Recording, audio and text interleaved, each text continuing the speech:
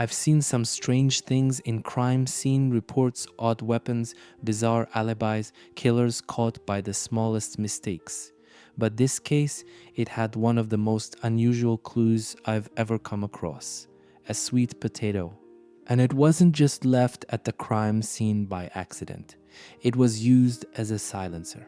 It was a cold February night in 2011 when police were called to a house on Murray Way in Hyannis, Massachusetts. It was the kind of neighborhood where everyone knew each other, a quiet, working class street where nothing like this ever happened. Inside the house, officers found Todd Lampley, a man in his 30s, lying on the floor. He had been shot multiple times. His body was sprawled near a window, the dim glow from a streetlight outside casting long shadows across the room. Blood pooled beneath him, already beginning to congeal. The scene was eerily silent. No signs of forced entry, no signs of a struggle. Whoever had done this, they had been quick, precise, and deadly. As forensic teams scanned the room, they immediately spotted 3 shell casings near the body. The killer had used a firearm, but something was off. Neighbors hadn't reported hearing gunshots. In a small neighborhood like this, even one loud bang would have sent people running. But then the detectives noticed something strange on the floor: a sweet potato. It was sitting near the evidence markers, its skin slightly dented, as if it had been handled roughly. It could have been nothing, just an innocent object, maybe a piece of trash left behind, but something about it didn't feel right. Then one of the investigators crouched down for a closer look, and that's when they saw it. A bullet hole, clean and precise, running straight through the center of the potato. At first glance, it seemed absurd. A sweet potato at a murder scene, what did that have to do with anything? Could it have been some kind of bizarre accident, a random object caught in the crossfire? But when forensic investigators picked it up, they noticed something crucial. This wasn't just any potato. The hole wasn't jagged or natural. It was deliberately drilled straight through the center. Someone had modified it. That's when it hit them. This wasn't just food, it was a makeshift silencer. The idea wasn't entirely unheard of.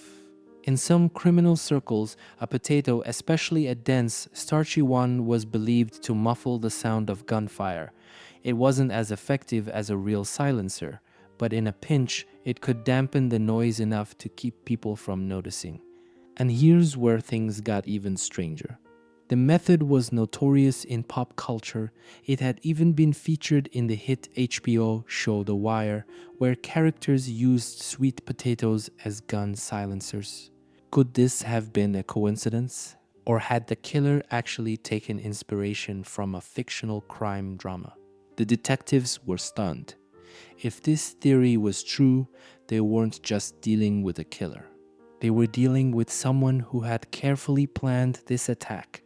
Someone who thought they were smarter than the cops. And they had just left behind the one clue that could break the case wide open. If that sounds bizarre, it's because it is. A sweet potato used as a silencer, it sounded more like an urban legend than a real crime scene discovery. But here's the unsettling part: it wasn't unheard of. This exact method had been depicted in an episode of the hit HBO show The Wire. In the series, criminals used a potato silencer to quiet gunshots and minimize evidence, and in real life, there had been rumors of similar attempts, though most of them were dismissed as impractical. It wasn't a foolproof trick. The dense, fibrous material might absorb some of the sound, but it wouldn't completely silence a gunshot. More importantly, it wouldn't eliminate all forensic traces. If anything, it created more problems than it solved. Yet, despite its flaws, someone had actually tried it, and that raised a disturbing question. Had the killer taken inspiration from fiction? And if so, what else had they learned from it? For all its strange details, the case quickly went cold. There were no immediate suspects. No witnesses had come forward. And without surveillance footage or a known enemy, police were left chasing ghosts. They combed through Todd Lampley's personal life, searching for clues, enemies, deaths, disputes, anything that could point to a suspect. But nothing stood out. Lampley had a criminal past, but it wasn't enough to suggest a clear motive. There was no evidence of a robbery, no signs of forced entry. Whoever had killed him had come with a purpose and left without a trace. The evidence, including the sweet potato silencer, was stored away in police archives, and the case faded into the background of unsolved murders. Years passed. Then, over a decade later, a single breakthrough changed everything. DNA testing. Forensic technology had advanced in ways no one could have imagined in 2011. The kind of trace evidence that once went unnoticed could now be analyzed down to the smallest detail.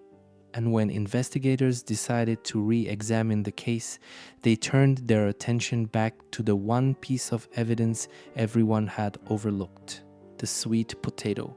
Could it have preserved something invisible to the naked eye? The answer? Yes. In 2023, more than a decade after Todd Lampley's murder, detectives took a second look at the evidence. Cold cases like this were rarely reopened unless something new had come to light. This time, it wasn't a new witness or a confession. It was science. Forensic technology had advanced significantly since 2011.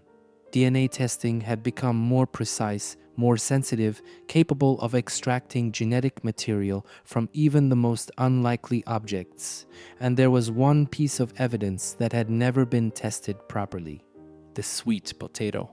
The team knew that if the killer had handled it, pressed it against the barrel of a gun, drilled a hole through its center, there was a chance they had left behind something invisible to the naked eye.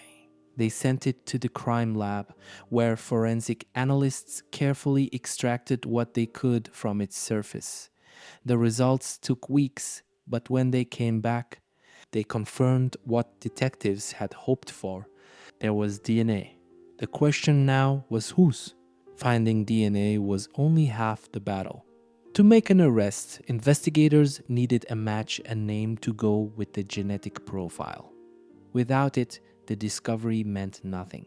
So they went back to the original case files, searching for anyone who had been connected to Todd Lampley, even loosely. They combed through old interview notes, witness statements, phone records, and police reports. It didn't take long before a familiar name resurfaced: a man named Devarus Hampton. His name had been in the file from the very beginning. He wasn't a stranger to Lampley. In fact, they had been linked before both had criminal pasts, and both had connections to the same circles in Hyannis. But at the time, there hadn't been enough evidence to tie Hampton to the crime. Now, investigators had something they didn't have back then: DNA. And all they had to do was compare it. From the very beginning, Devarus Hampton had been on police radar. He wasn't just some random name in the case files. He knew Todd Lampley.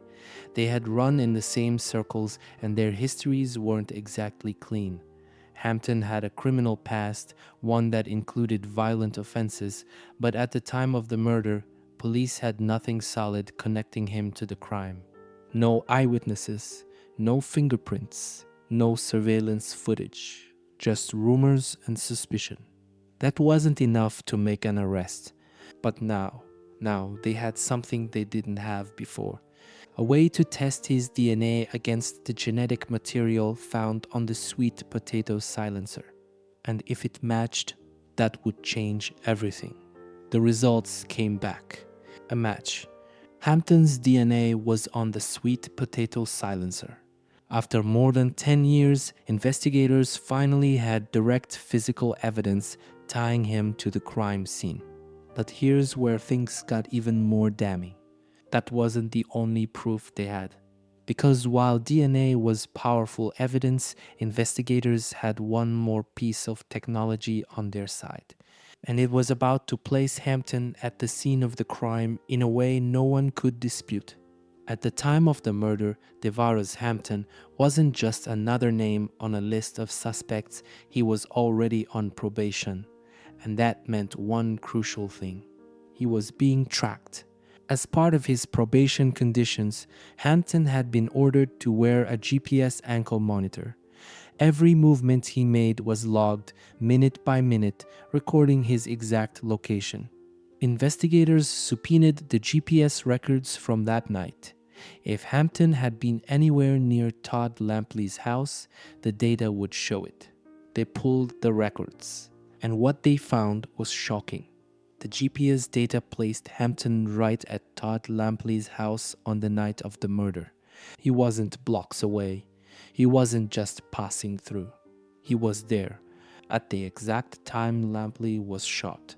But that wasn't even the most damning part. The GPS also showed that the day after the shooting, Hampton had traveled to a small pond nearby, a secluded, quiet body of water, the kind of place where someone might want to get rid of something incriminating. And now, investigators had reason to believe that this pond held the next big piece of evidence, something that could seal the case for good.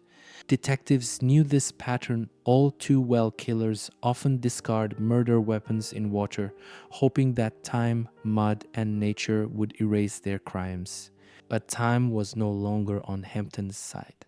If he had thrown something into that pond, forensic science had come too far to let it stay hidden forever. The search wasn't easy. The pond was murky, filled with layers of silt and debris, and the freezing Massachusetts weather didn't help. But investigators weren't going in blind. The GPS data was precise, marking Hampton's exact movements near the water's edge. A dive team was called in. For hours, they combed the depths, scanning with metal detectors and underwater cameras, searching for anything out of place. And then they found it. Half buried beneath the mud at the bottom of the pond, divers pulled out a firearm. The moment it surfaced, everyone on the scene knew. This was it. The weapon was immediately sent for ballistics testing. If it was the gun that killed Todd Lampley, there would be no escaping the truth. It was a perfect storm of evidence. First, the sweet potato silencer with Hampton's DNA all over it. Then, the GPS data placing him exactly where and when the murder happened. Now, the gun itself recovered from the pond where Hampton's GPS showed him standing the very next day. The forensic testing came back. It was a match. This was the murder weapon. The case against Hampton was closing in fast. But there was still one lingering question, one that had haunted investigators from the start. Why? What motive did Hampton have for killing Todd Lampley? Was it a personal dispute, a robbery gone wrong, a hit ordered by someone else? Or was this a murder inspired by television, pulled straight from the pages of a crime drama? Hampton wasn't talking, and without his confession, the truth remained a chilling mystery. What was the motive? That was the question that refused to go away. Todd Lampley had a criminal past, but investigators found no immediate threats, deaths, or disputes that could explain why he was targeted that night. There were no signs of a robbery, no missing valuables, no forced entry. Whoever killed him came to kill him specifically. But why? When detectives interrogated Devarus Hampton, he refused to cooperate. Not once did he offer an explanation, an excuse, or even a denial. Even as the evidence stacked against him, even when he was officially charged with murder in 2023, over a decade after the crime, he never said a word about why he pulled the trigger. The silence was almost as disturbing as the crime itself. But there was one theory investigators couldn't ignore. It was the most unsettling possibility of all. When police dug into Hampton's phone records, they discovered something strange. He had been watching The Wire, not just at some random point in the past, not years before, around the time of the murder. And The Wire wasn't just any show.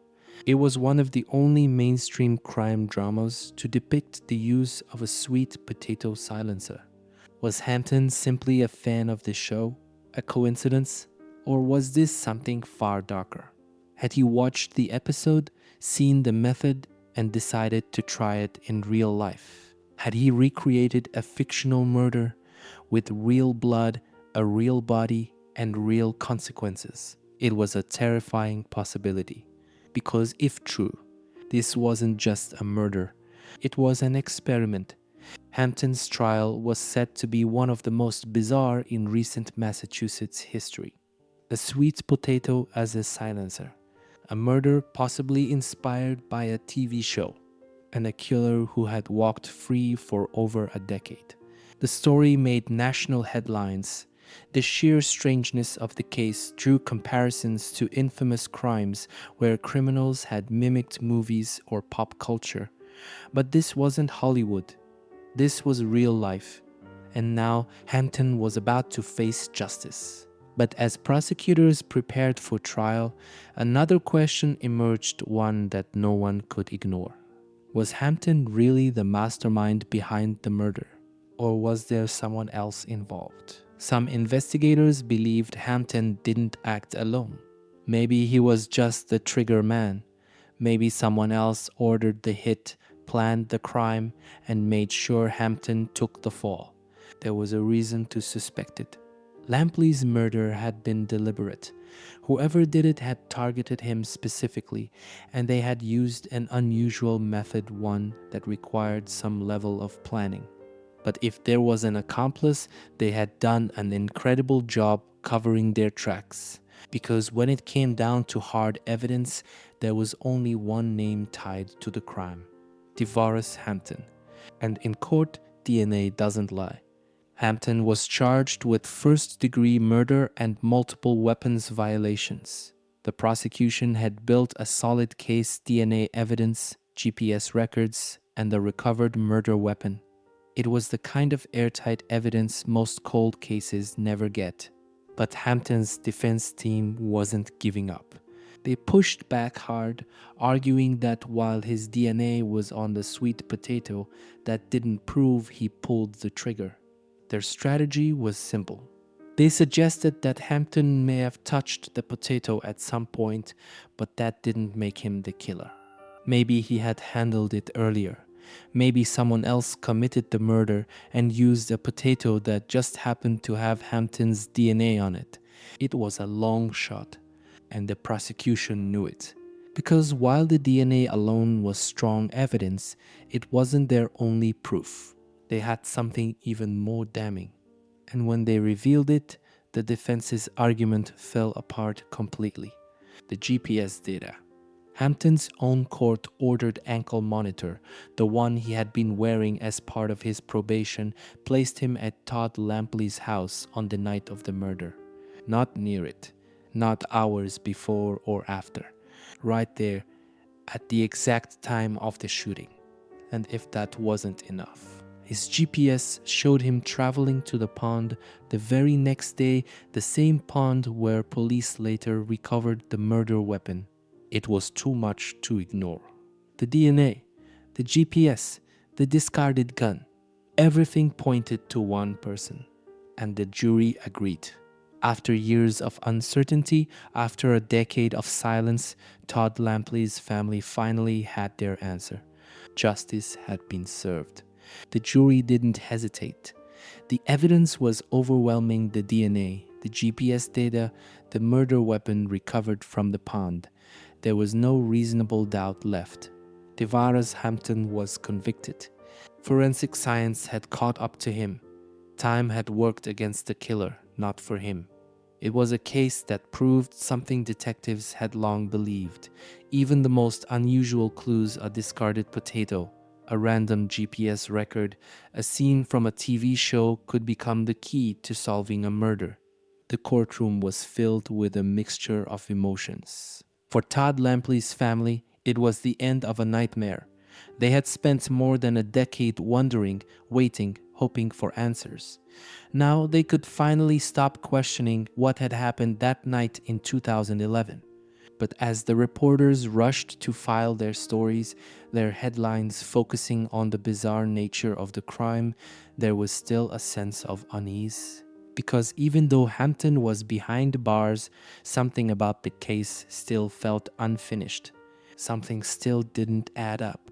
There was one question that refused to go away, a question that haunted investigators even as they closed the file. Had Hampton really acted alone? The method, the calculated approach, the eerie inspiration from The Wire, was he truly the mastermind behind it all? Or was there someone else in the shadows pulling the strings, giving the order? And if Hampton wasn't the one who pulled the trigger, then who was? Most chilling of all, if the case had never been reopened, if forensic science had never advanced, if one detective hadn't looked back at that discarded sweet potato and asked the right questions, would a vegetable have been the only witness left in the dark?